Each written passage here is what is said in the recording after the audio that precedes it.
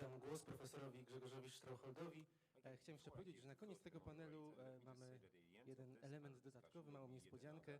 Nastąpi taka bardzo krótka prezentacja książki, która ma się właśnie ukazać na temat Dolnego Śląska, autorstwa profesorów Uniwersytetu Wrocławskiego, Adama Pawłowskiego i Artura Tworka.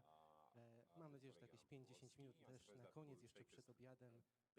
Zapraszam też do wysłuchania tej prezentacji. Poczekamy jeszcze tak zwany sygnał, nie nagrywa się jeszcze, to wiem o tym. Jeszcze się nie nagrywa.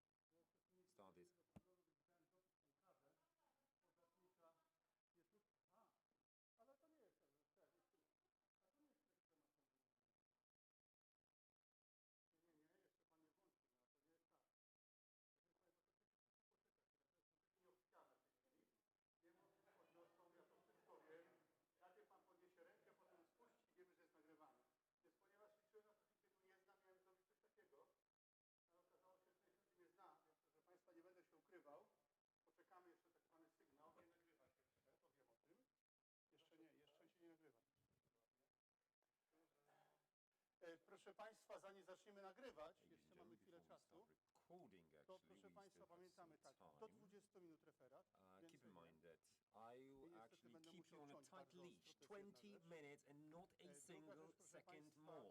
Rozmawiałem już z tłumaczami, panami tłumaczami symultanicznymi, oni nie zgłaszają żadnych uwag.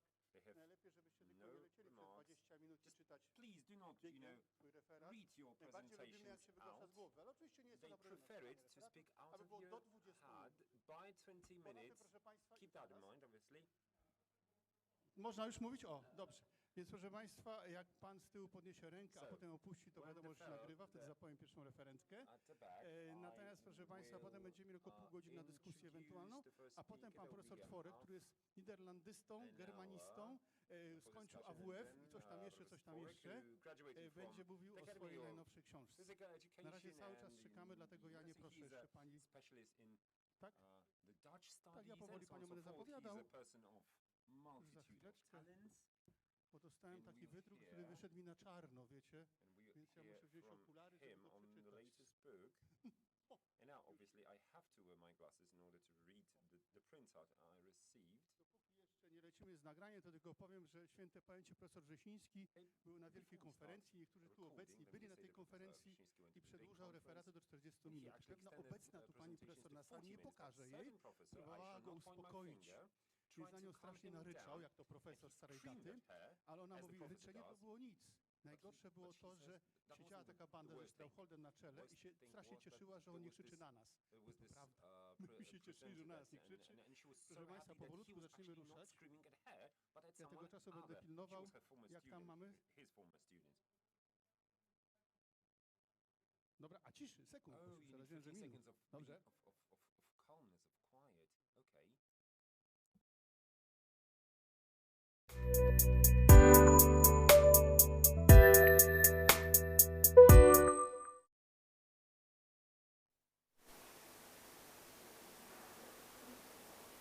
Ręka poszła w dół, czyli bomba poszła w górę. Proszę Państwa, zaczynamy. Okay, ladies and gentlemen, let's start.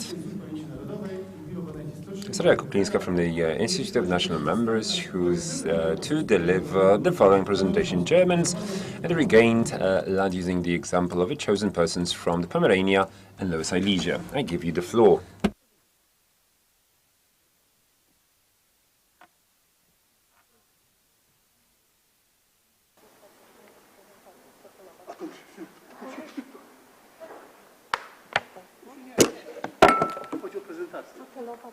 Żeby się prezentacja zmieniała. Laptopa czy z... Nie, no ja tam nie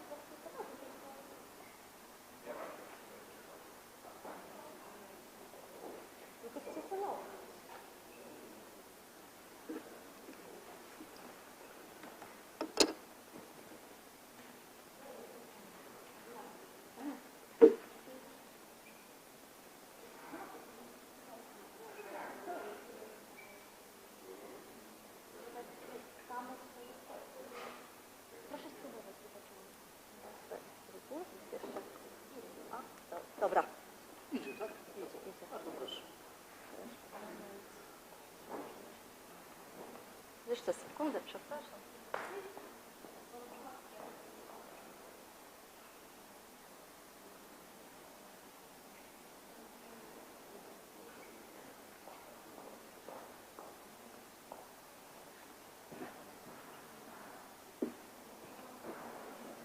Dzień dobry, czy dobrze mnie słychać? Wszystko jest ok?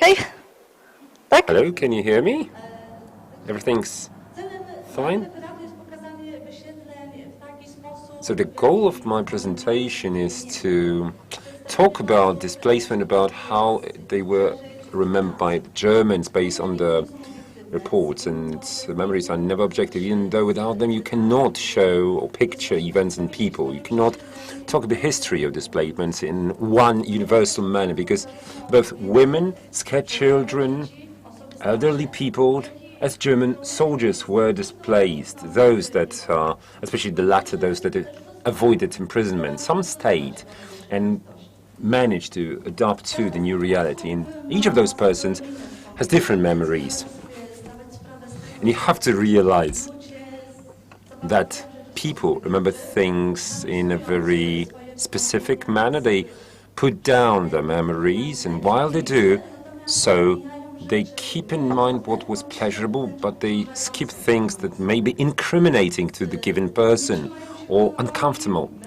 They mistake names, geographic names, personal names. This is the same with the memories or remembrance that I use when I prepare to this presentation. It also all across the regained lands. It was not homogeneous. Depending on the given town, encouraging Germans to leave was different. In Koszalin, for instance, at the end of May 1945, there was a ghetto established for Germans. In many Pomeranian towns, there was the letter N put on the bags, white bands, armbands being forced. As on the right photograph here, some swastikas were being thrown there.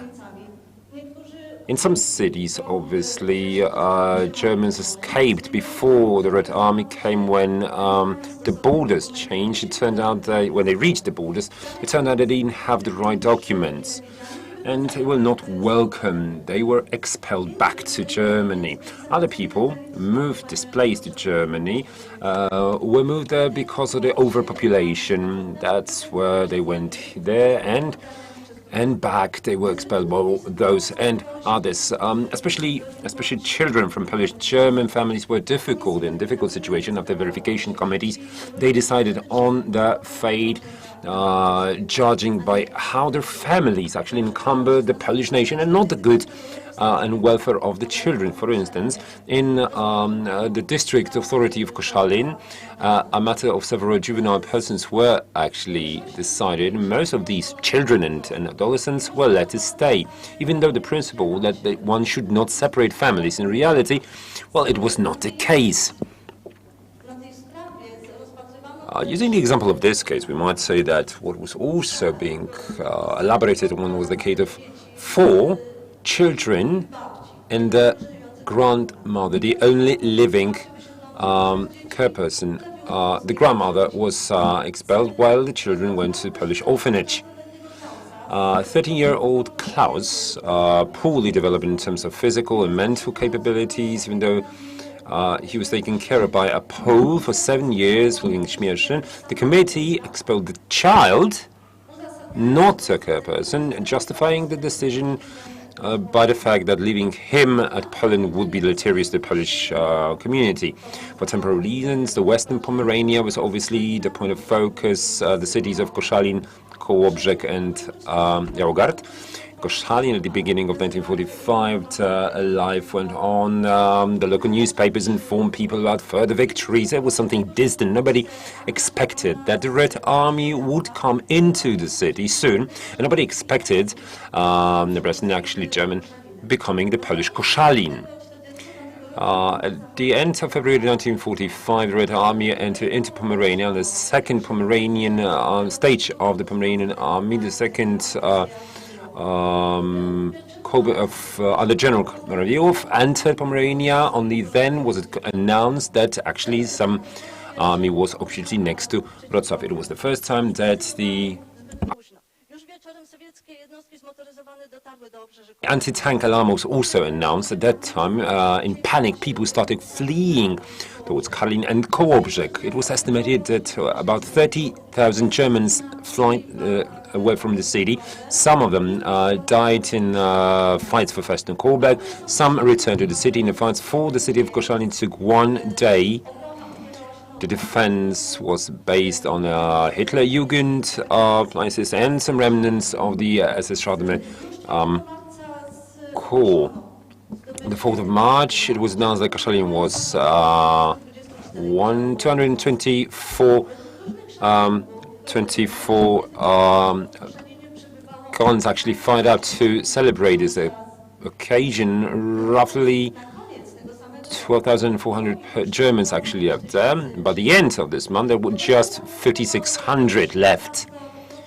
The Pastor Lothar Rudnik, the memories of whom give us the most information about the post-war days of Koszalin. Since the entry of the Red Army, at the beginning, 24 Germans were killed. Soon enough, the Kołów referred to as Trofejszczycy were entering. They pillaged whatever was actually considered a value and returned with this property to the Soviet Union. Some of was removed and gone without trace. Some of those people, some of the Germans, tanks of the 1st Brigade of the Westerplatte heroes moved through the city, including Rudy 102, a very famous tank in Polish cinematography, because it was captured in a Polish famous TV series. The first Polish settlers from Gniezno came a few months later, including the party officials, representatives of local authorities, different activists, social and economic activists, including thieves and offenders. The Polish settlers could occupy any house and property they liked. Sufficed for them to just put out the Polish flag and hang out the note with the Polish name and surname. All the Germans were gathered, mustered in one place. There was a ghetto established for the German community. It was actually, the order was kept by the militia and army. Terrible sanitary conditions were obviously provided there. There was hunger. There was not enough water. In one compartment, even as many 10 persons had to reside. Outside of the ghetto of Koszalin, there were also the refugee camps from Western Pomerania, including in this theater building at the intersection of Waryńskiego and Piłsudskiego streets. As in Ghent, obviously, there were these buildings were overpopulated.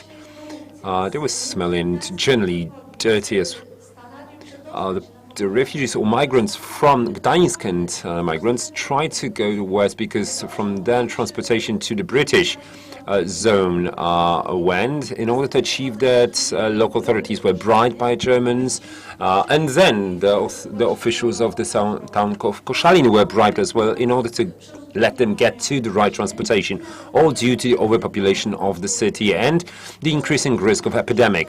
In October 1946, the starters of Koszalin are also including the work camp in order to earn on Germans for special fees. He was actually lending workers for housekeeping or maintenance works. That functioned up to April 1947, when the town was visited by an inspector for the Ministry of Regained Lands. The priority for this city authorities was to Polonize everything. The German plaques, German street names were Polonized, even first names of children or adults were Polonized. Pastor Lothar Rudnik mentioned it in March 1946. Germans that remain in the town start being registered. Illegal expulsion started the same month. The Germans were forced to sign up under this declaration of voluntary leave. Thanks to this piece of paper, the Polish officials could justify the first expulsions from the legal perspective, especially in front of the displacement committee. Obviously, hitting the security service officials were advising, obviously, them, were serving them and depriving them of the rest of their property. They were being intimidated and obviously forced to leave from the city. For one of the inhabitants of the then Koszalin who told about the ghetto was a person known as Frank Schwenkler, who was born in 1911. in Heslin. Jego rodzinę wysiedlono z ich domu, musieli przeprowadzić się do zrujnowanego, zniszczonego mieszkania. So he was moved from his flat, even though he lived there with his children and wife and parents. He was actually a Polish official was actually added to their apartment. Obviously, they were not too fond of this very fact because it caused even further overpopulation of their flat. But soon enough, they realized that the presence of this Pole protected them against robberies and against theft. In October, his son was born, Hanal, but in May 1946 he died because of awful nutrition and sanitary conditions. In winter, the Schwinkler family was displaced from Koszalin. He remembers that everything had to be left, and soon after leaving the property was actually taken over by Polish resettlers. Both Schwinkler and Lothar Lunin traumatic remember the day of 18th of July when at the dawn, actually 6 streets from the German district, from the German bloc was displaced. They were all gathered on the square in front of school number 2, the Krzywousty Square, this is referred to now, kept by militia. They had to stand out at the heat without any water as long as they decide to actually sign the declaration to leave. Obviously, following that, they could not return back to any mustering points, to the work camps. Only then were they displaced. One other thing I wanted to draw attention to was a list of persons and transportation cards, and the persons assigned to individual cards. While analyzing that, one should draw attention to the fact that it was predominantly women, children, and elderly people. Following the displacement campaign of 18th July, it was clear that the workers, were expecting the same thing. The pastor Lothar Rudnik was displaced on the 23rd of March 1946 as the leader of the wagon. He had to sign the following declaration. The rest was displaced mid-July, first to transitory camp near Szczecin, Gołębin. Well, they were robbed of the rest of the property. They had to let away all the money left for food because they were kept there for a month. Only on the 17th of July did they leave from Szczecin to Lübeck. A completely different memory was that of a 10-year-old Heinrich, who was a half-orphan. His father died at Stalingrad fight.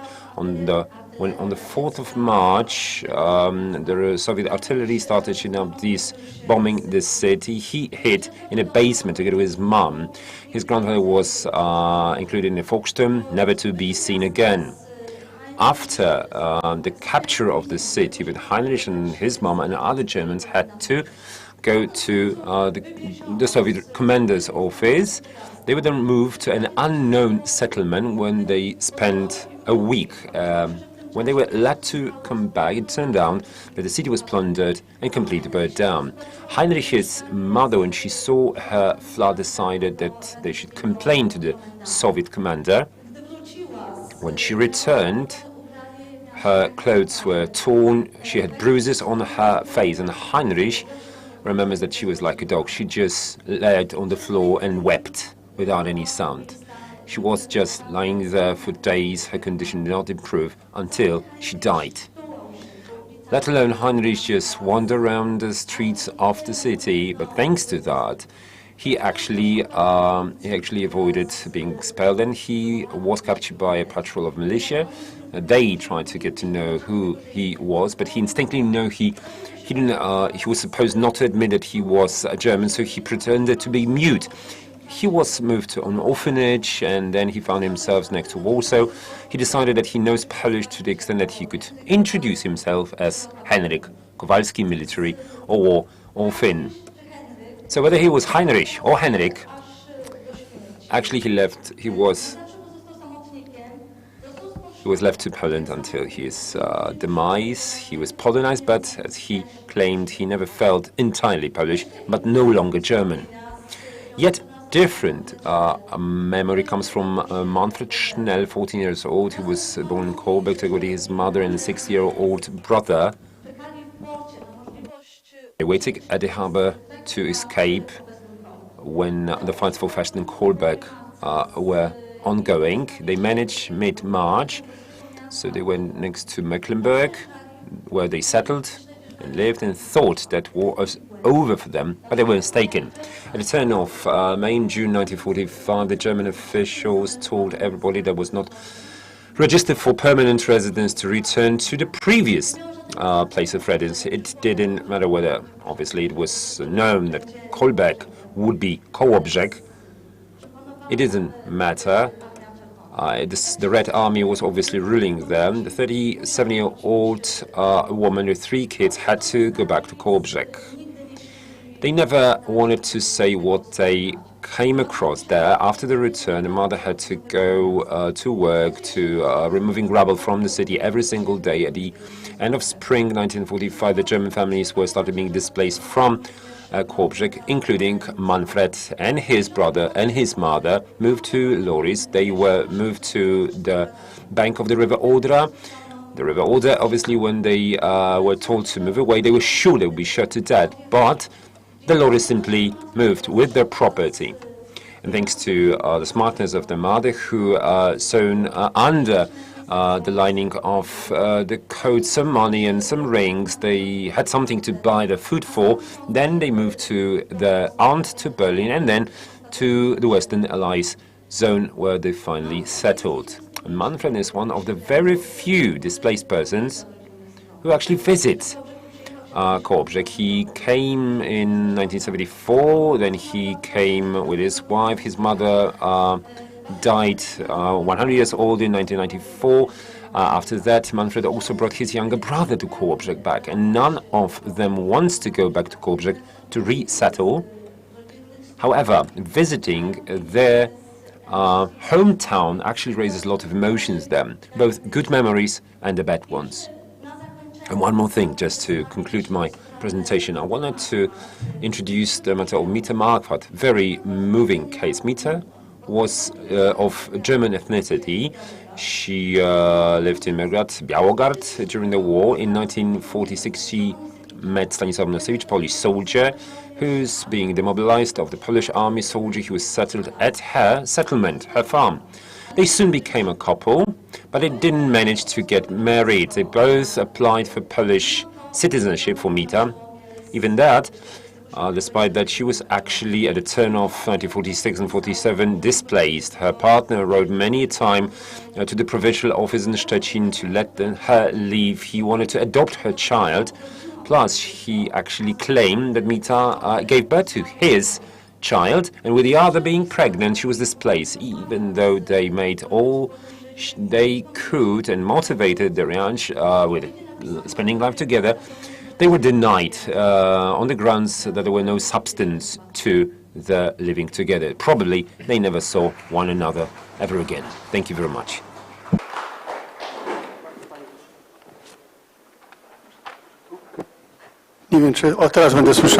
Right, now you can hear me. Thank you for sticking to the agenda.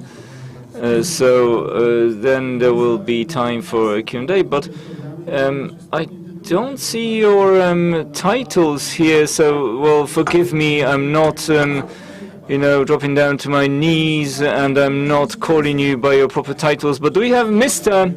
Kartasiński here? Sorry, I don't know you personally. So Kamil Kartasiński, about the memory of flight and expulsions of Germans, and he will cover this on the basis of some personal documents.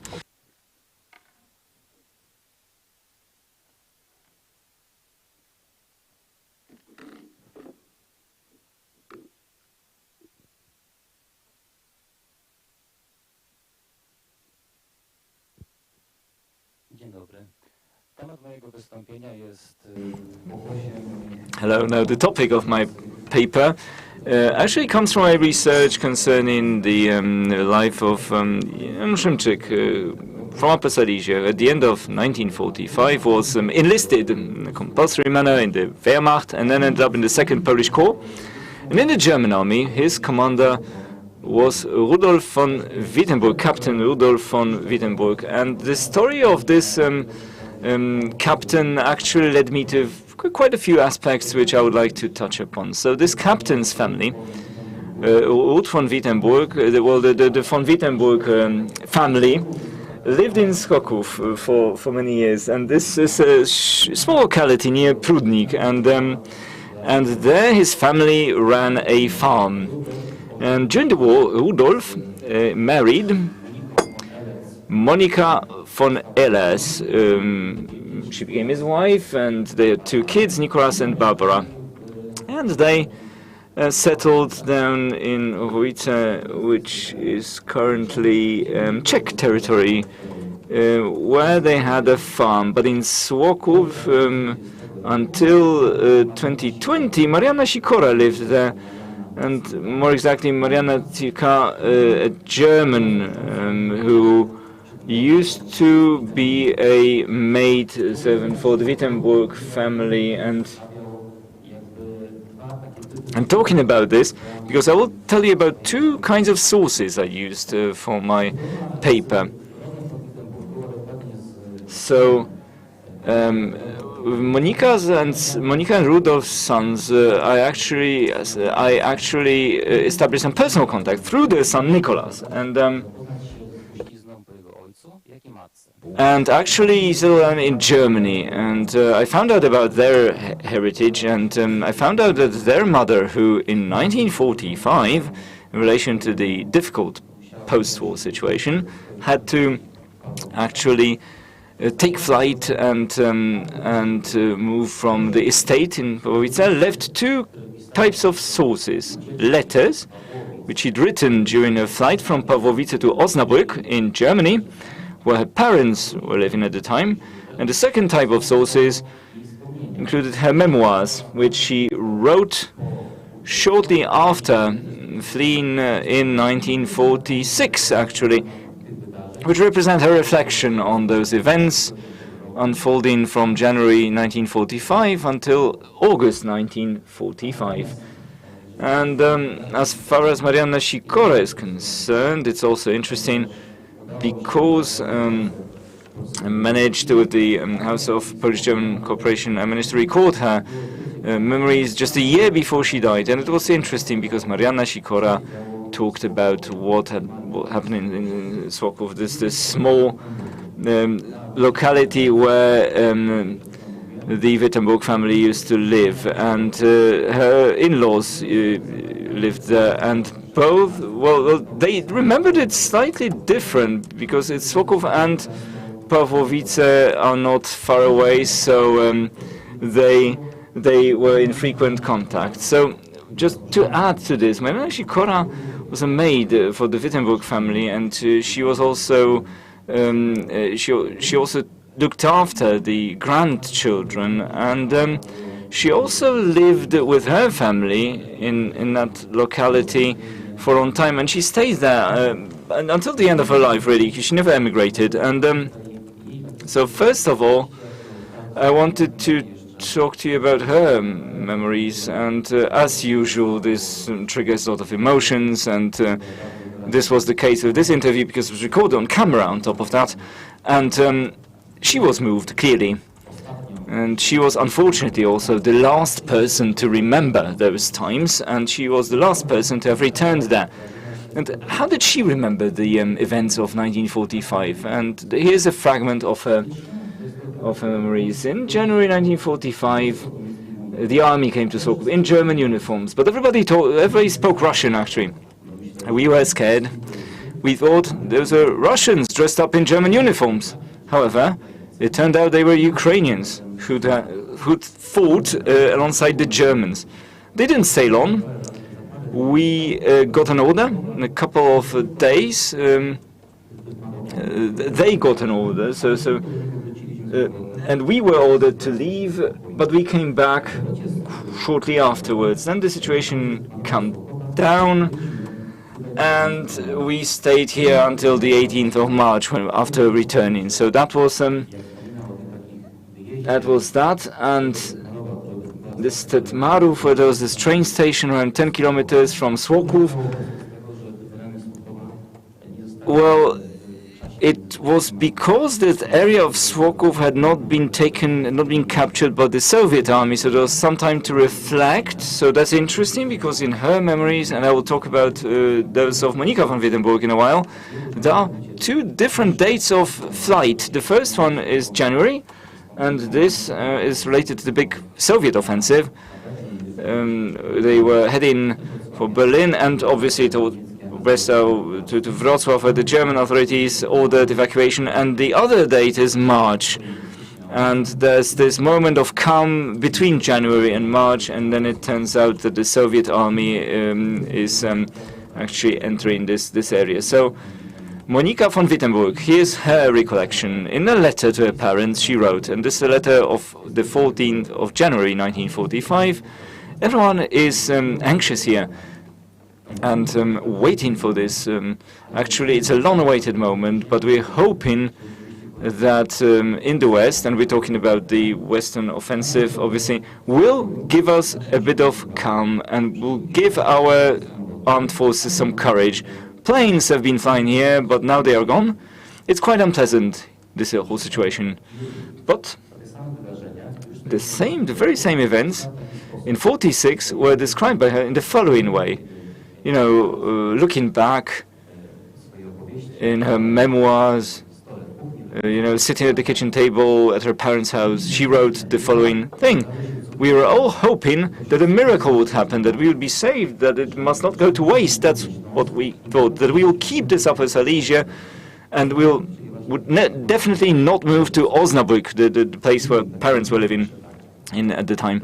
And further on, she wrote, a year after the events, looking back, from July onwards, people thought that they would have to leave Silesia eventually to flee from the Russians, but nobody really believed that. And until mid-January, we didn't really know whether we would have to flee, you know, when time came. And my husband was stationed at Oleśnica, and it seemed impossible for us that in just 14 days Oleśnica would end up in Russian hands.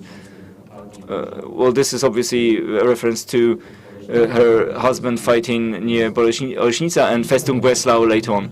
So that's what she wrote in 46. All day long I kept having these thoughts whether I should flee or not.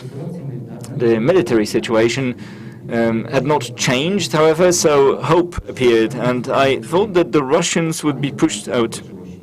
However, things were different. So let us come back to Marianna Sikora and what she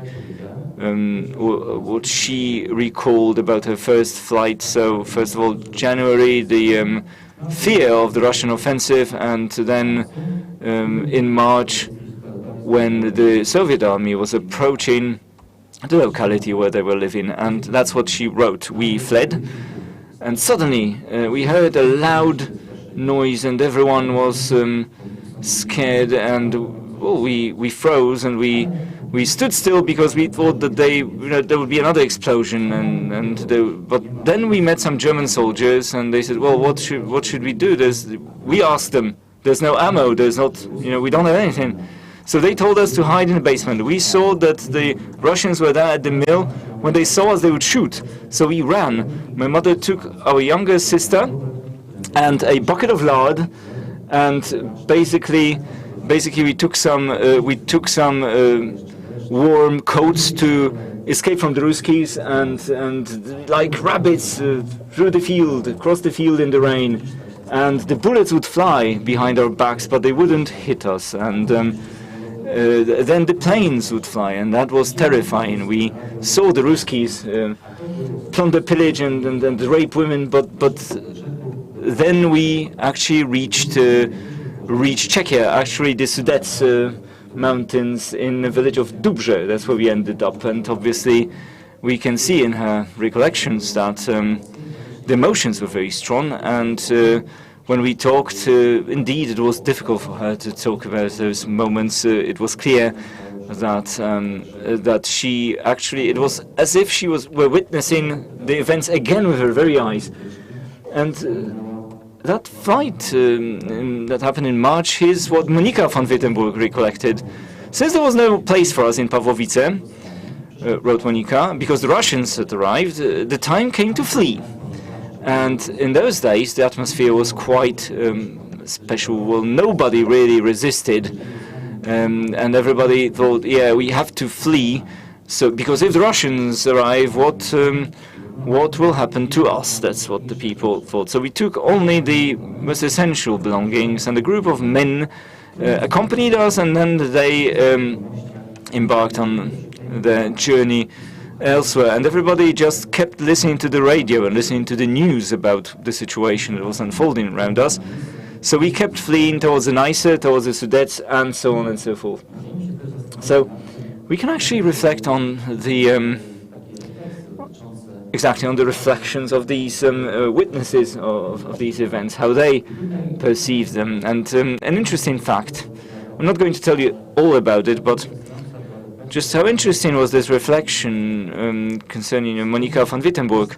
In her letters, which she wrote in 1945, that flight didn't really occupy much space. It wasn't important to her because she focused on saving her children and some of her belongings, some of her property. But in 1946, she wrote the following thing.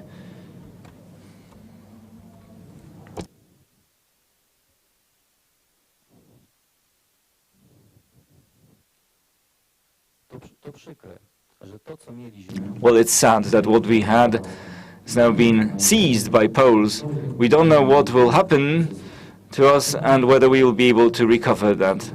Well, you can't see this in other letters. You know, there's more like in her letters, you know, wrote which she'd written previously, because she'd focused on the current things. And then in the conversation with Marianna Sikora, in the interview, how she remembers that time, because after 1945, when she fled with her mother, she ended up in Czechia, and then after some time she tried to come back to Wrocław. Let me remind you, she was a German here, and the whole village was basically deserted. So as she recalled, in 1946, Polish repatriates arrived. Earlier there'd been others, but they just, you know, marched on and sought other plots because the plots of land were too small there. Silesians came who spoke Polish and German, but we didn't speak a word of Polish. Then other repatriates came, and they allocated 7 hectares to everyone. They divided the fields. I actually learned Polish because poverty actually forced us to. With poverty, you know, you'll do anything you can. I learned Polish through work. And she remembered that in such a small locality, there weren't major arguments between the Poles and the Germans, and generally life was, you know, given the time, life was rather calm. And finally, I would like to tell you a couple of words from the son of Monika von Wittenberg, Nikolaus, who was only 4 when they fled, and as we talked quite a few times, well, he never had any recollections, and he always said he'd had some, you know, blurry images or maybe some recollections he'd heard or his own impressions. But what's his opinion? What was his opinion as a child who had never experienced that consciously? Here's what he wrote. From today's point of view, it's hard for me to explain all this. I never asked my mother about it, even my sister never asked why. I can only speculate about it, but I don't think that we, the children, experienced the same thing as our mother. I never wanted to talk to her about it.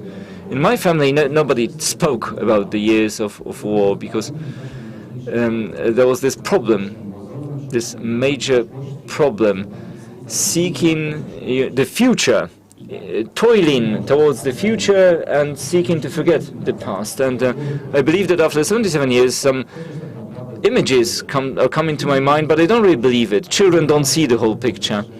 And I see very specific things which are very much connected to me, but I sometimes don't know what I should or what I can remember.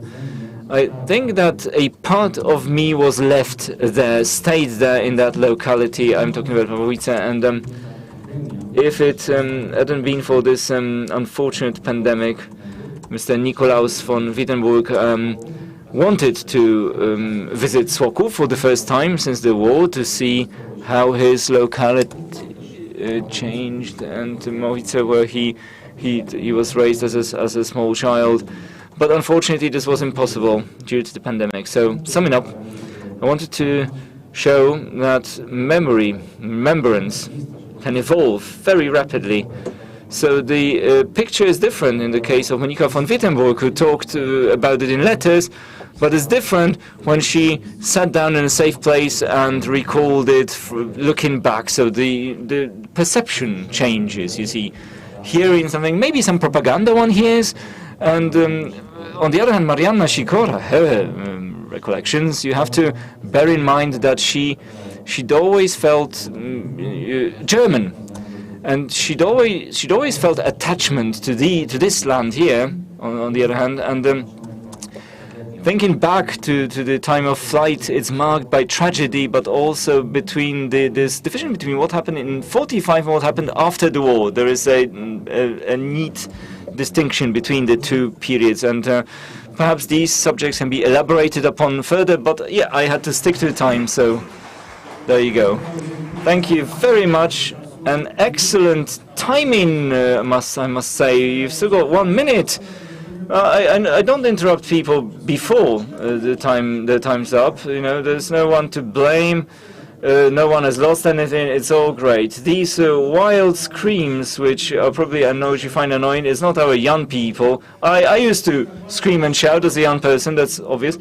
But the acoustics, there are also some recordings from the exhibition. You see, you hear some babble. You know. Somewhere, you know, someone's on TV there in the exhibition space, so you have to kind of bear with us. And now my former student, an outstanding student, by the way, so I know what his function is. He's from the Institute of National Remembrance in Wrocław. So, the New Deal? Oh, great, so we're talking about the New Deal then. Here we go, the floor is yours. Dzień dobry Państwu, pozwolę sobie sprostować Szczecin. Just a sort of, addendum or erratum, it's Szczecin, not Warsaw. Although I come originally from Wrocław, so it's my pleasure to speak before you. Thank you for inviting me, especially to Marek Schreider. Thanks for his patience to my numerous requests for alterations and changes. So I'd like to comment upon this entire period, 1945, and I'd like to help the interpreters, to whom I did not provide my short presentation, and therefore I will try to speak more clearly. And if I quote, it's just quotations to my own presentations.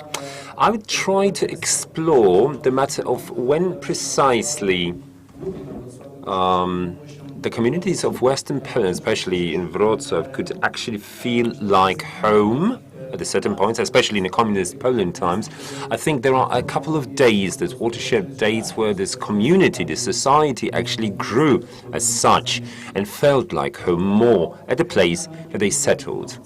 Originally, the promised land, cities, well arranged, well organized, with all the infrastructure, all the grids and networks, all the utilities, completely differently as the central lands of Poland or the eastern borderland.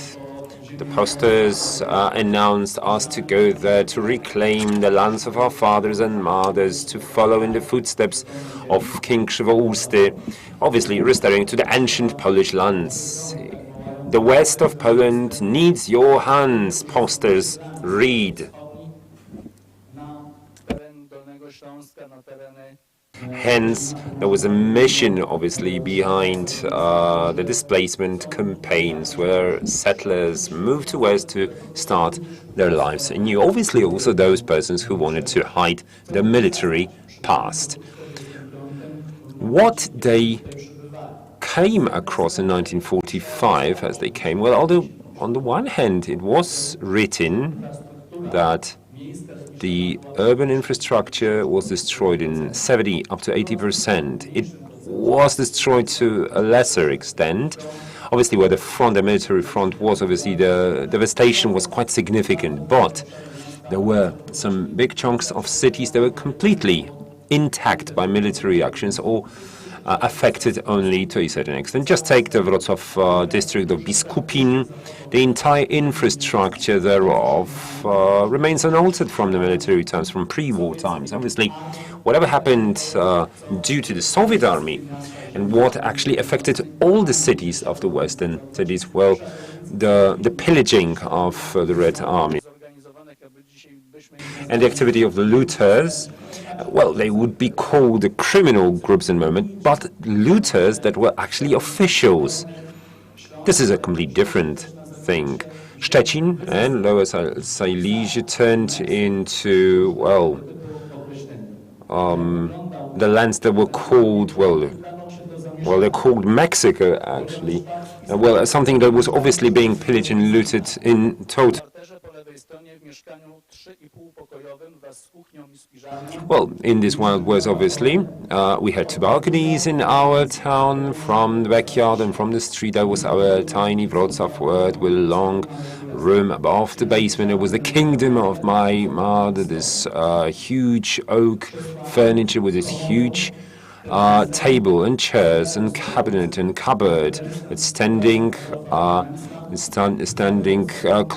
with Alfon Menzel's painting on the wall, and on the cupboard, on the carpet, some silvers. Well, a gift from Uncle Max, personal assistant to the Tsar of Russia.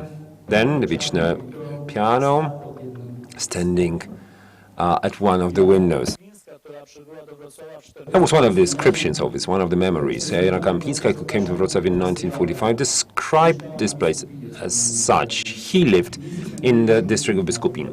There's a kitchen in the basement, laid with white tiles, big fireplace, the laundry, the boiler room, but without central heating. On the base floor, there are 3 rooms, including one big, 40 square meter, nearly empty, only 2 destroyed armchairs and 1 beautiful small tables, some shreds of curtains hanging on the walls. The second room, the dining room, slightly smaller but completely furnished, with a big table with 6 chairs inside in red silk there, plus the standing clock and the carpet covering the entire floor. The last of the rooms on the first floor is the library. Well, obviously, we can imagine that all the flats looked like that. There were also those that can only the frontage walls that had no curtains, and there were obviously those that were totally devastated. There were also flats that at the beginning, they were well furnished, well arranged, but were completely looted off. Moreover, as shown by different, tiny announcements, what was being completely sold out was all the property found there. Why? Well, because people simply were incapable of tending to that. They couldn't play piano. They were unable of actually making use of certain devices in laundering machines. They kept their hens, their chickens there, because they knew how to use the washing machine. And it was not just in 1945, but also in 1948, 49. So whatever could be sold was sold. Whatever could be monetized was monetized. What was also sold was individual rooms in the flats. In order to avoid forced resettlement or addition to settlers' residence, they were rent. Writers were in a good situation. The members of the Polish Association or Polish Society or the men of letters, they required, as an elite, they required a room for work. So in order to make some additional money, obviously, they sold or let these rooms at black market, obviously, but for good money, in order to avoid some additional residents being placed in their apartments.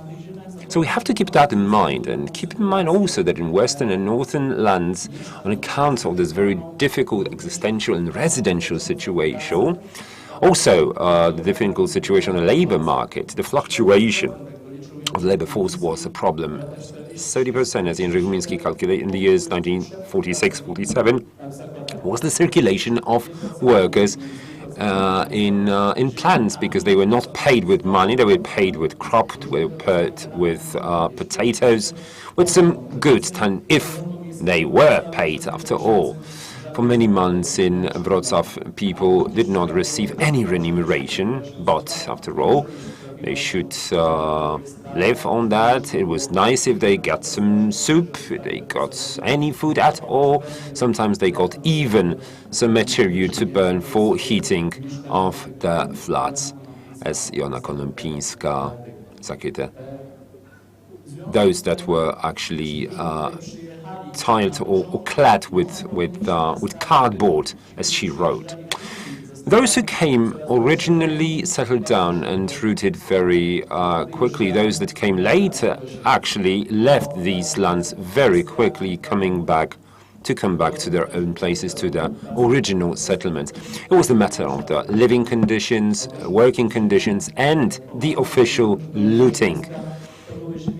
These lands, the lands of Lower Silesia, were extensively looted. If you went to the Palace of Science and Culture in Warsaw, you could find marble souvenirs taken from the castle of Ząbkowice Śląskie. If you went to some ministries, you can find in Warsaw many pieces of furniture that would most certainly be designated as, for instance, Breslau, Stettin, and Danzig.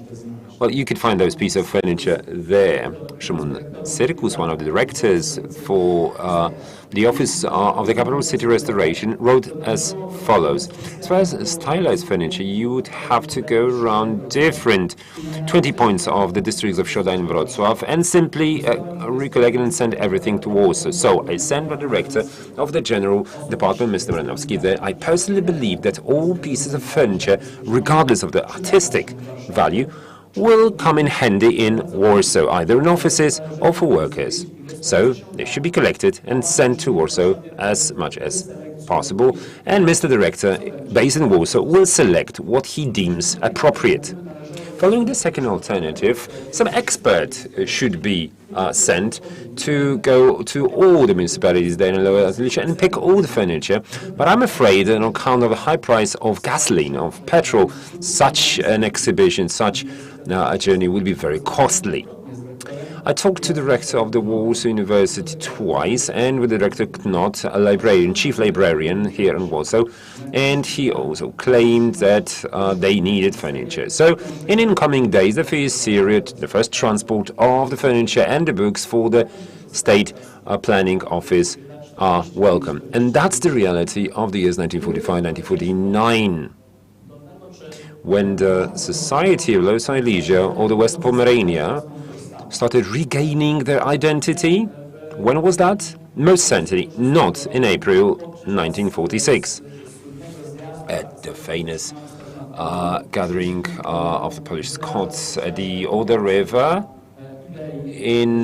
as a kind of expression of support for the people of Western lands, where Bolesław Bierut was actually booed, and it was Stanisław Mikołajczyk who was cheered at that gathering. Most certainly, on the 3rd of May 1946, when it demonstrated their affiliation with the Polish People's Army and the values of the pre-war Poland.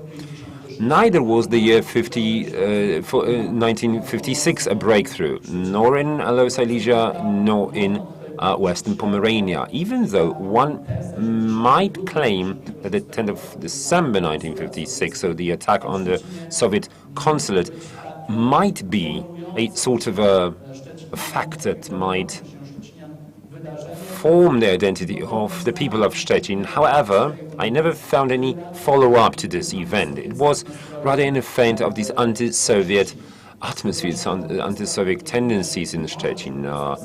The establishment of Szczecin and Pomorze weekly, Szczecin and Pomerania, these were two of elite nature. They did not provide for such a trend. The year 1968. Oh, 2 minutes. Yes, I'm getting to the end. Not 1968. So what is this watershed moment?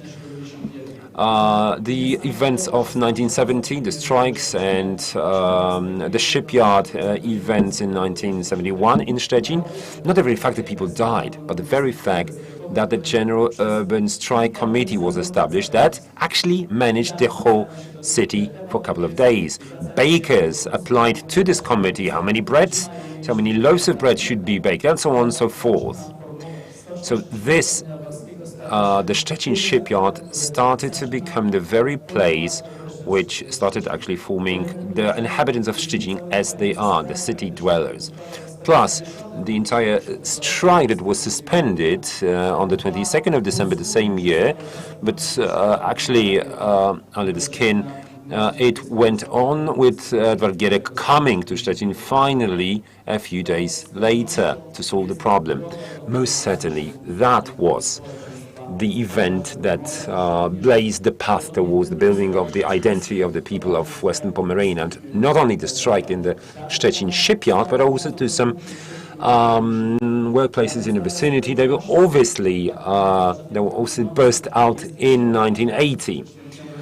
Plus the pre-August opposition activities, plus the strikes of August 1980, which definitely requires, even though we are here at the depot of Wrocław, definitely calls for additional exploration.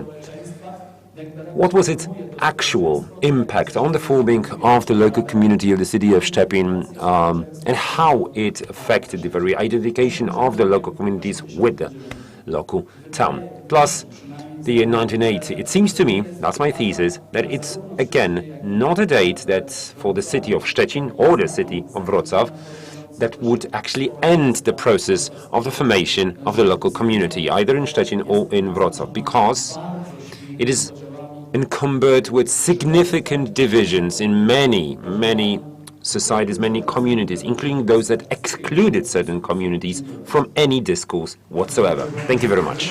Thank you, Mr. Professor. Yes, ladies and gentlemen, this is a topic which we could actually dedicate the whole day to, and about a dozen presentations with the role of the flood, for instance, you know, whether it's disputable or not, but, well, this was not part of the paper. So when the strike started in 1980 here at the depot, you know, I just arrived from Bulgaria with my girlfriend, you know, it was cool, you know, shorts and all that, something was going on. I had a watermelon in my hand, obviously, I'd been transporting it for 48 hours from Bulgaria, and people accosted me and said, where did you get the watermelon? And I went like, go and buy yourself a watermelon, and they said, we can't buy a watermelon, we've got a strike at the depot. So I didn't know what was going on then. So we talked about institutionalized looting. So an example from '89, you know, the famous Gdańsk furniture from the university, where there's the anthropology faculty today, and that was actually lent to a certain gentleman who took the furniture to Warsaw, and we will never see this furniture again. So when we speak about looting, that's that actually. People went to Warsaw and took those things, and we could go on, you know, Sebastian, we could go on for hours about that. But, ladies and gentlemen, now it's time for the Q&A. A discussion around 20 minutes, and please, anyone who wants to take the floor, I'm the Primus inter pares, so I'm the dictator actually, so anyone who wants to speak, raise your hand, please. That person stands up, says where they're from. Screaming, oh no, speaking into the microphone, much better. And please do not produce co-presentations. If you have reflections, share them by all means. I will share mine too, but make them brief. So let us have reflection and answer, so that the speakers answer straight away, okay?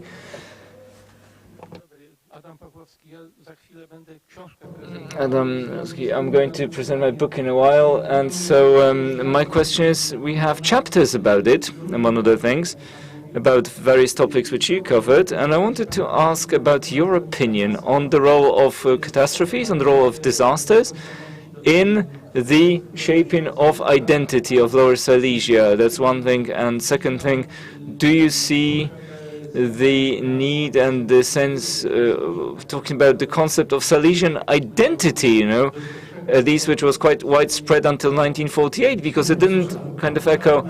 Yes, Professor, but are you asking Mr. Ligarski? Because, okay, so...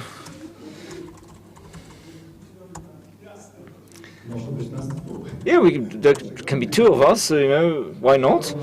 You asked about disasters. I believe that it depends on the scale of the disaster. Professor Strauchold talked about a flood, so that's a natural disaster. But from my point of view, if we're talking about the flood, then if we're talking about Wrocław, we should ask this question. And the thesis is, the proposition is increasingly popular that the flood was a turning point, especially when it comes to the municipal infrastructure. If we're talking about the disaster of 1970 in Szczecin, well, I'm certain that this was the case, but it's kind of stretched in time. So definitely December 1970, January 71 had an influence on August 80. So it's not as strong as in Wrocław, but the remembrance is still there, the memory remains. And actually, it still determines many behaviors. And psychological research has started on December 1970 and how it influenced not only the attitudes of those who survived, but also their children. And in the discourse concerning December 1970, still today, it's present in the history of the city, and there's no objection to the fact that, this is considered together, December 1970 and January 71, and even the association that brings together people who were harmed in December 1970, it still brings together also people who were harmed in January 1971, and the strike actually ended on the 25th of January 1971. So if we are talking about such catastrophes, disasters, then I do agree this is a kind of trauma which is very important, but we can talk about different aspects to shape in the society. The Treaty with Germany on the 7th of December is ratification by the Bundestag, church administration, which is extremely important when it comes to the society, the general public in that area. It's very strong as a motivator, so that these people cease to be temporary citizens. But a big factor, which is hardly mentioned in terms of shaping the society, is an economic factor, the financial one. For those people who experienced were born after the war, so they didn't experience the war, who entered adulthood, working 15, 16 hours a day at the shipyard, that's very important. They want more. They have aspirations. Okay, thank you. I know that 2 minutes, that's not enough, Professor. Professor Grzegorz Chryciuk, the husband of the wife whom we have here, will conduct the panel, but the wife has a question. So a question for Ms. Kukniska. 2 questions, actually, 2 brief questions. First of all, I would like to ask, why you use the term ghetto when we talk about displacement of the German population? I believe you think about a muster point of sorts, but never have I read, this about this term in the context of Lower Silesia, ghetto and muster point. That's not the same thing, right? So in the same spirit, why do you use the term recovered or regained territories? Why do we use this term, ziemie odzyskane, this Polish term? We had this discussion at the depot center, and Professor Traba pointed out that even western and northern territories already are a kind of invocation of demons, and all the more so regained territories or recovered territories. Hence my question. And the third thing, you're saying that Germans tried to get into the transport, heading towards the occupation zone. Obviously, in Lower Silesia, this also was the case. But my question is, did you notice any role of the Red Army in that phenomenon? Because this was the case. So a bribe handed to the soldiers could actually make one move to a different transport, to a different train, because these trains would leave towards different occupation zones at different times. But I don't see you emphasizing the Red Army's role. Was it there in Koszalin at the time at all? So three brief answers, please. Well, let's start with the ghetto term. So in Koszalin, there was a ghetto, as I said, and there were these meeting points or muster points, if you will, but or rallying point, as you might call them. But the ghetto was a separate quarter, as I said. It was its boundaries were delineated, and I'm calling it a ghetto because the people who moved there called that quarter a ghetto. So that's what they say in the recollections and in the documents which were produced by officials, hence the name. So in Koszalin there was this German quarter, the ghetto. There were two muster points. There was the camp, and there was yet another point. So quite a lot of that, and there was huge overpopulation, as I said. And in Koszalin, also many refugees ended up, and so this concentration of people was very high. And also the displacement process was accelerated at a certain point due to the dreadful conditions. And when the epidemic actually erupted of typhus and of dysentery, even 2 transports per day would depart to kind of distribute it somehow. And the second question, right? The regained or recovered territories. Yes. Well, you know, I used the term which the term that was in the documents. That was there in the documents. That's where it comes from. I'm sticking to what they called it. So nothing more behind it really. And the third thing, the Red Army. Well, I actually can't say a lot about this. In Koszalin, the Red Army and the Soviets actually operated for some time, and then the Polish officials took over management of the city, and the Polish officials had the greatest influence on the displacement process and on what was going on, you know, hiring workers and creating all these neighborhoods and quarters. So the officials were there doing it. So.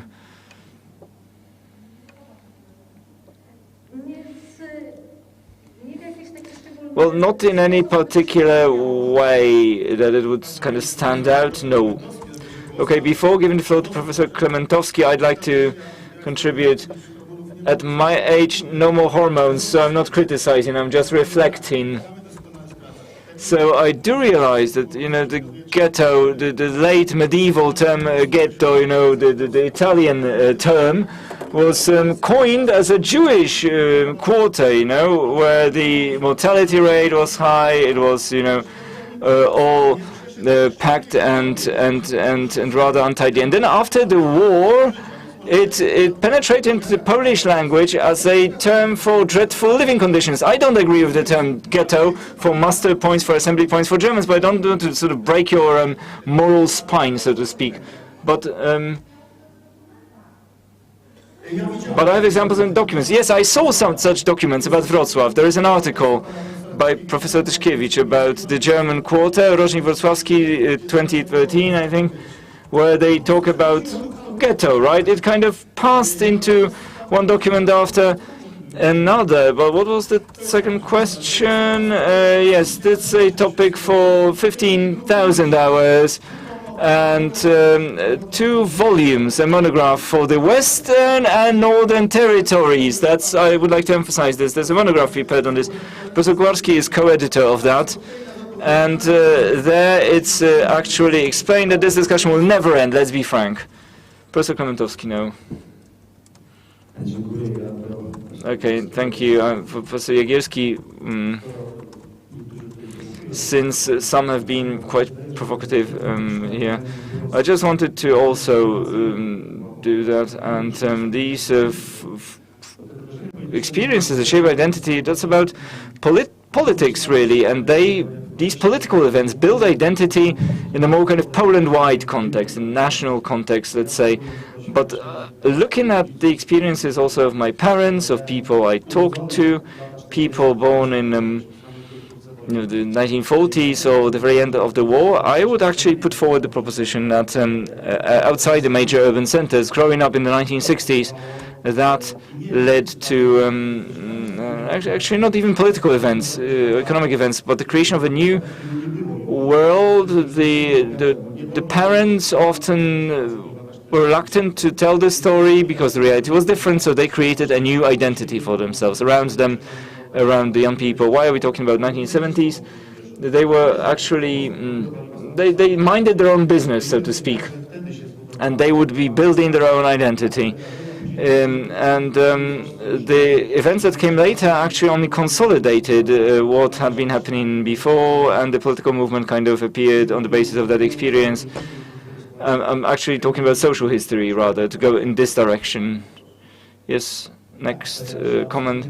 I do agree, absolutely. We are lacking actually field studies about the 60s and the 70s, and referring one to political history is a kind of simplification, and it's impossible to delve deeper in such a short time. And it is beyond doubt that kind of political intensification exemplifies what happened earlier. It's a kind of eruption and of some frustration also accumulated. And December 1970 was definitely that.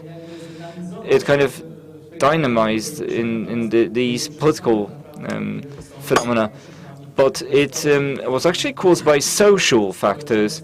But undoubtedly, the society, it kind of grows and forms itself in these local and regional areas.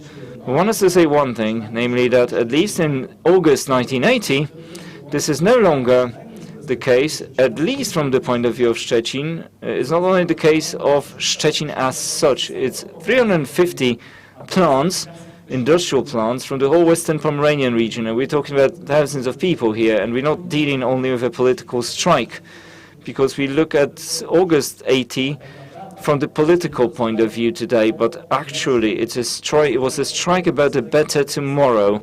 It's one historian said it was about a packet of cigarettes. But this actually dynamized people's lives, the sense of fear, the fact that they could make this difference for this whole, burning of party committees. That was very important in Pomerania, because that kind of allowed these people to reach out for more in their lives. But I do agree that we're lacking regional and local studies and research. We should actually read these mechanisms and describe them, but it's not there. Yes, just a second. I just wanted to say one sentence.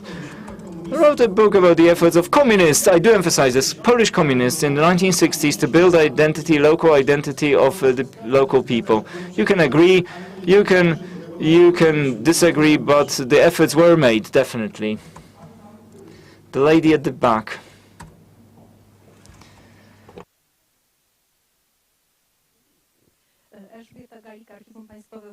Elżbieta Galik from the State Archive in Wrocław. When I come back to Wrocław from the more remote areas, where do you place the orange alternative in the shaping of Wrocław's identity? As a Wrocław born and raised person, I can say that the city ceased to be alien to me from that moment when a certain bond started to form between the inhabitants and the sense of being from Wrocław. And I've got a question for the lady there. To what extent this attitude towards the Germans being displayed was influenced by the kind of repressive attitude and by the extent of the repressions exercised by the Germans during the war? So did it have an influence? And if not, what could actually lead to this brutality towards Germans in these areas?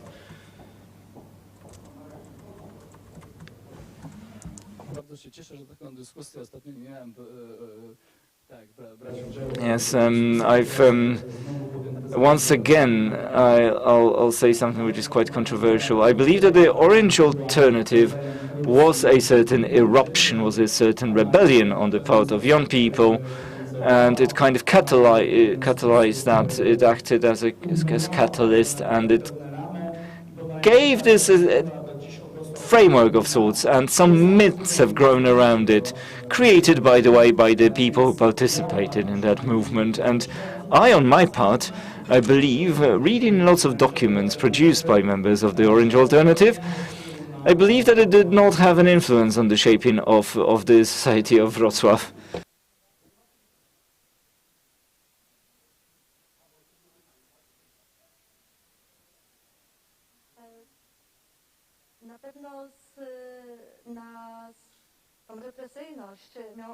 Well, this brutality, these repressions, that was influenced definitely by wartime experiences. Koszalin and Kołobrzeg had been German, but the Polish settlers that came, well, they would arrive from different areas. And some of them had definitely tough experiences from those areas. And, well, that was definitely a kind of revenge for what had happened before. But I gave examples of some, children, so it's hard to expect that to be retaliation,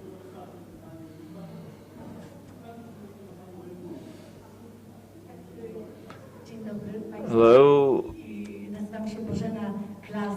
Bożena Klazen, nie Kalinowska, and it so happens that from the balcony of our flat I saw the origins of solidarity. I saw how it formed, and it's no coincidence that I'm here, because it so happens that I've been living as you said, Bożena Klazen. So Klazen is my husband's name, and I've been living in Germany for 37 years. My husband is German. I was born as Kalinowska. And I don't have any question for the professors or any other professor, by the way. But just like in church, sometimes you give testimony, you are a witness, you say how your faith was influenced, or how you basically gained faith. And I used to be the head of my group during my studies, but it so happens that in Ustronie Śląskie we had a reunion of people from my year at uni, and so I came here for that reunion. And so this topic covered here is amazing, and as a witness I can give testimony. And for 37 years I've been living in Hamburg with a German husband, and I am happily married. I'm a wife and mother, and my in-laws I met there back in 1992. Sadly, on the deathbed of my mother-in-law.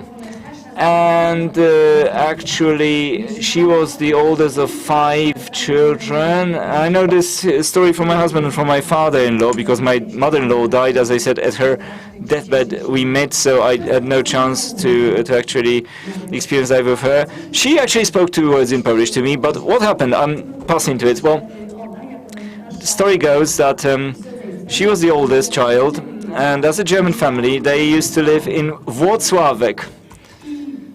And I don't know, her dad was, I don't know, he was a farmer, or he had some factory, I don't know.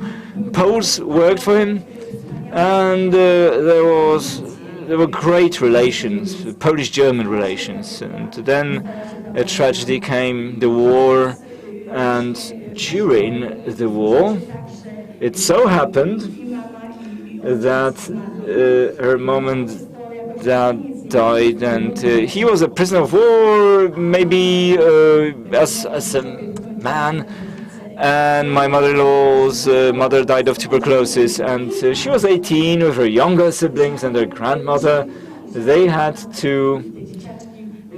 She and the children, they had to leave Wrocław and embark on that journey towards Rostock, and just like others. Yes, sorry, could you keep it brief? And she survived, and her brothers and sisters survived. But an important thing, I'm sorry, Professor, I'm standing with my back turned towards you, but no, briefly, now to the gist of the whole thing, just like my husband used to tell me, and he's, by the way, a teacher. 2 sentences concluding, please. Just imagine between his parents, my in-laws, in the discussion about whether to help Poland because of solidarity, the martial law. My husband was in a Realschule and he sent packets to Poland. And my mother-in-law survived the war and she was angry at the Poles. They took our last duvet from us. Sorry, I'll switch your mic off in a while. I'm about to end. Okay, so the blame, they actually blame not the Germans who assaulted Poland and caused the war, but they were furious with, the Poles. Thank you, that's it. Okay, we've got one more item on the agenda, brief but nevertheless important. One of the authors, Mr. Tworek, I sold a flat to him 15 years ago, and he told his wife, I'll stay with him a while. He took a bottle of some decent wine. Yeah, it was good. We had 7 minutes to drink it, but it was decent. Okay, but so on a private note, Professor, the floor is yours. Hello, ladies and gentlemen. Thank you. I would like to thank the organizers for giving me the 10 minutes, I understand correctly. 10 minutes, good. So I'll put on the stopwatch to see where how time flies. Okay. In October, probably, the book will be published under this very title, Dolny Śląsk, Polska, Europa, Lower Silesia, Poland, Europe, Communication Study, by myself and Artur Tworek, and he's actually in a meeting now, so he will join us in a while. And the book is about different aspects of the situation we have today in Lower Silesia, and is written from the point of view of communication studies. We are both linguists, however, we have gone far beyond our professional profile, so to speak.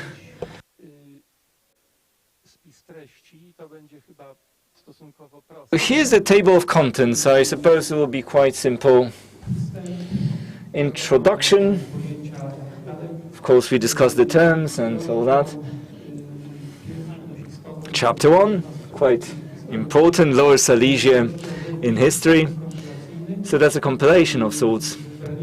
And we chose the aspects which were important for our deliberations. So all the things useful for communication studies, and borders were quite important. How the borders formed. When we write about something, it's good to know where things start and where they end, right? So, in space, in actual space. Infrastructural communication networks.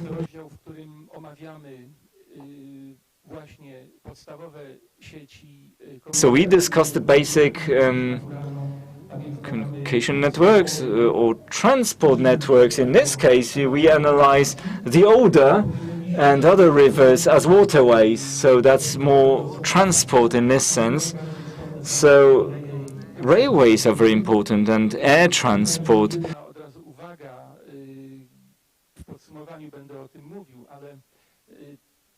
So I'm going to talk about this in the summary.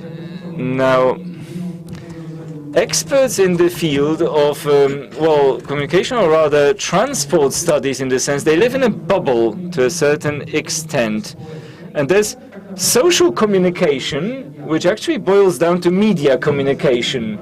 And, discussing about railways to social communication studies at any faculty of journalism, communications and media in Poland, that would come as a shock. You just don't do that.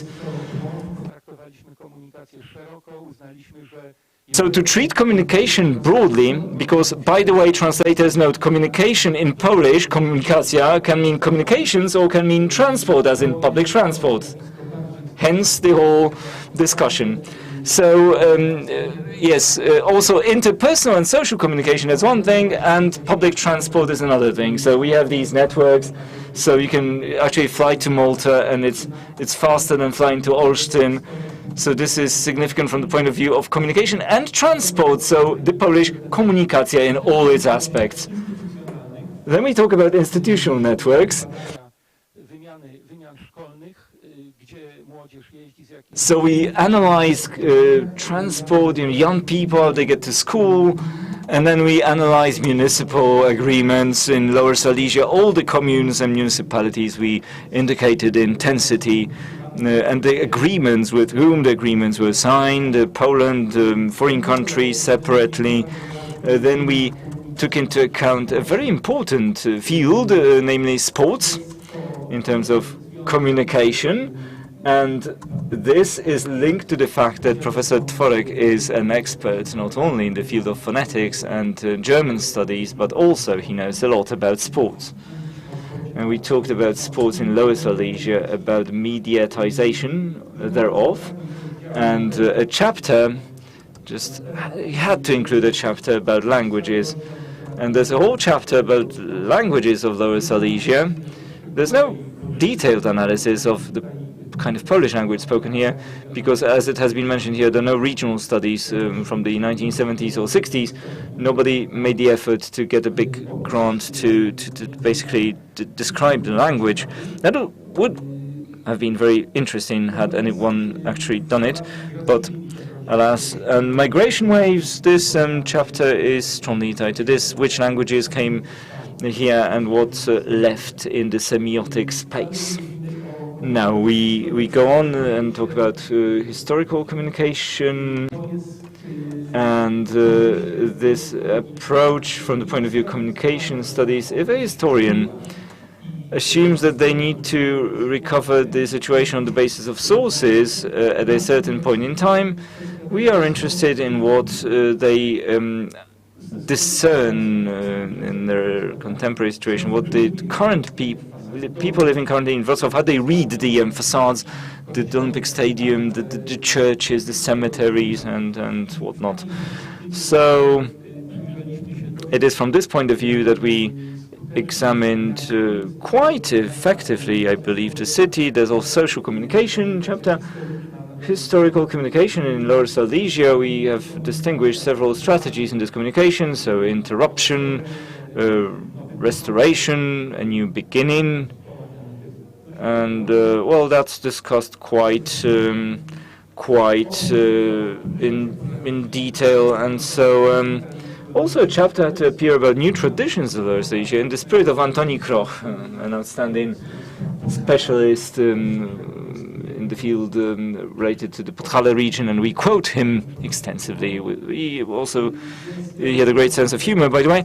And there's a chapter on traditions and about historical communication, but we examined the German identity and a very peculiar approach, the division into the, well, good and bad Germans, so to speak, and those in between, like Karl Marx and Rosa Luxemburg, Ferdinand Lassalle. If it hadn't been for him, well, he wasn't entirely bad, but then he wasn't that good either, so there's a gray area, right? And all the other elements which were systematically ignored.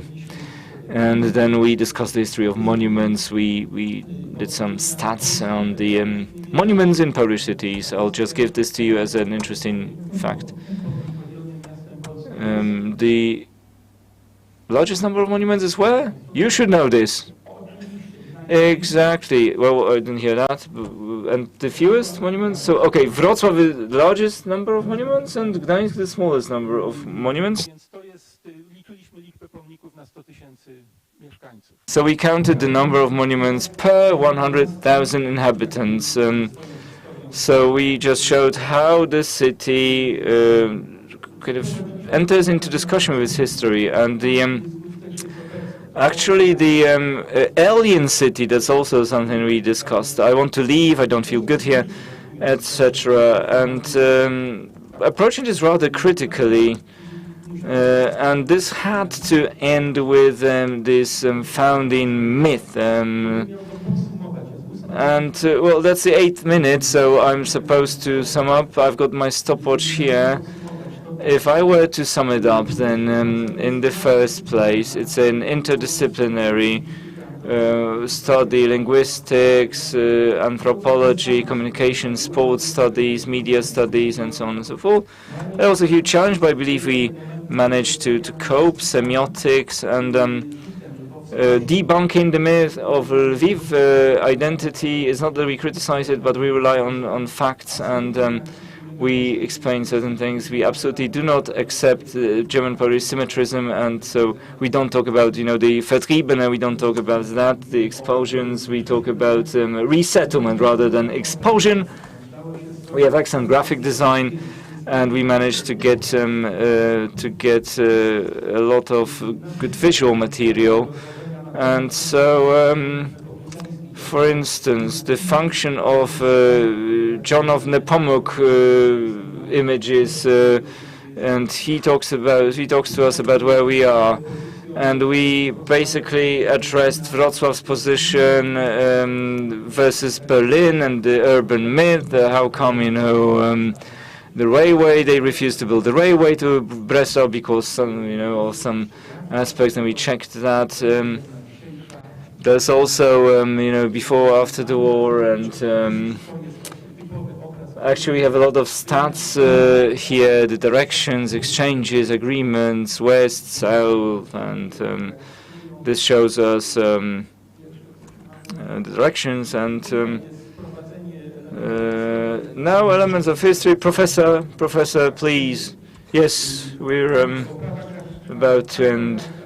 Yes, the facts, the visuals, then the theory, because we are, after all, university teachers, and we just had to do it, and we have some models, and in this whole study, there's the concept of a single Silesia, which we don't want to divide, keeps appearing. We don't want to divide this Silesia into west, east, worse or better. We see this as a certain whole, but we talk about Lower Silesia here, nevertheless.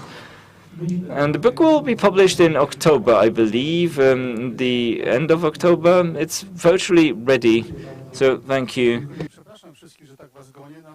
Yes, sorry, I keep rushing, but as my grandma said, it's like a pig in full gallop, That's what my grandma used to say.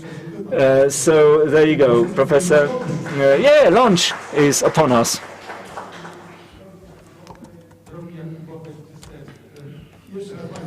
Okay, thank you. You can now take your standing seats in the bistro.